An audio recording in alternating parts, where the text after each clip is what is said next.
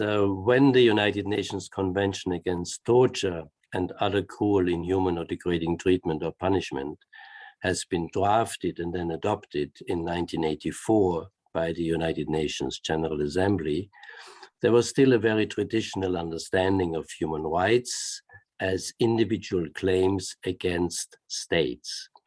And the whole question of non-state actors was not as important as it is today. That is the main reason why Article 1 of the Convention Against Torture is defining torture as the deliberate infliction of severe pain or suffering, whether mental or physical, for a particular purpose by a state official. And that is the reason why then all the various obligations of states, and the most important one is the obligation in Article 4 to declare torture as a crime under domestic criminal law. But torture as it is defined in Article 1, so it means that states then adopted special provisions in their domestic criminal codes where they define torture as only applicable to state officials. That means in particular the police and other security forces. Now, in the meantime, and I think the Vienna World Conference on Human Rights was a very, very important step, where also then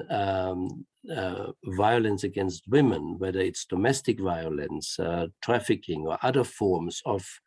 violence by non-state actors, was clearly defined as a human rights violation. And in the aftermath of the Vienna Conference on Human Rights in 1993,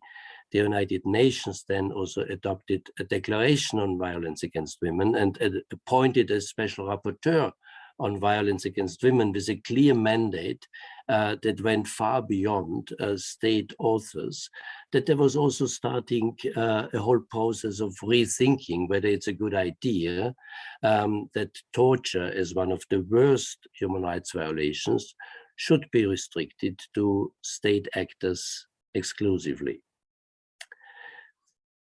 This was also an issue when the Rome Conference in 1998 adopted the statute for the International Criminal Court, where torture plays an important role, both as a crime against humanity, but also as a war crime. And as a crime against humanity, torture is defined in the Rome Statute in very similar terms than in the Convention Against Torture, but also referring explicitly to private groups. So that means that as a crime against humanity, also non-state actors, in particular armed groups, can and should be held accountable also for torture and also being brought to justice. When I was Special Rapporteur on Torture between 2004 and 2010, it was clear for me that I actually extended the very narrow understanding of torture. Whenever, for instance, I went to an African country where female genital mutilation is the main issue, I raised this issue, and governments had no problem whatsoever to also say that falls under my mandate as Special Rapporteur on Torture. And the same is with domestic violence, with trafficking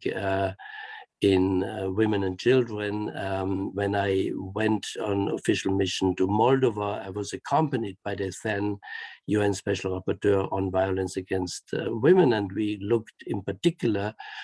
into the practice of trafficking of women and girls in particular, and recommended to the government to take particular action in order to end these forms of very widespread violence. For me also, the most important criteria for the definition of torture, in addition to the ones that are mentioned both in the Convention Against Torture and the Rome Statute, is the powerlessness of the victim. And in the classical form of violence against women, whether it's domestic violence, whether it's FGM, whether it's trafficking and similar forms, is that the perpetrator has the total power over these women and girls, and they simply cannot do anything against that. So the purpose is, of course, gender-based discrimination. So I think it clearly falls under the definition of torture in this extended way, and a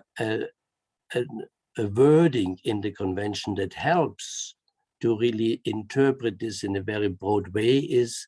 that the Convention Against Torture is also speaking in relation to state actors of acquiescence. So it's not only when a police officer is directly torturing, but also, for instance, if a police officer is watching that somebody else, a private actor, is torturing a third person. And that is exactly the situation with FGM, for instance. If there is a country with a very high rate of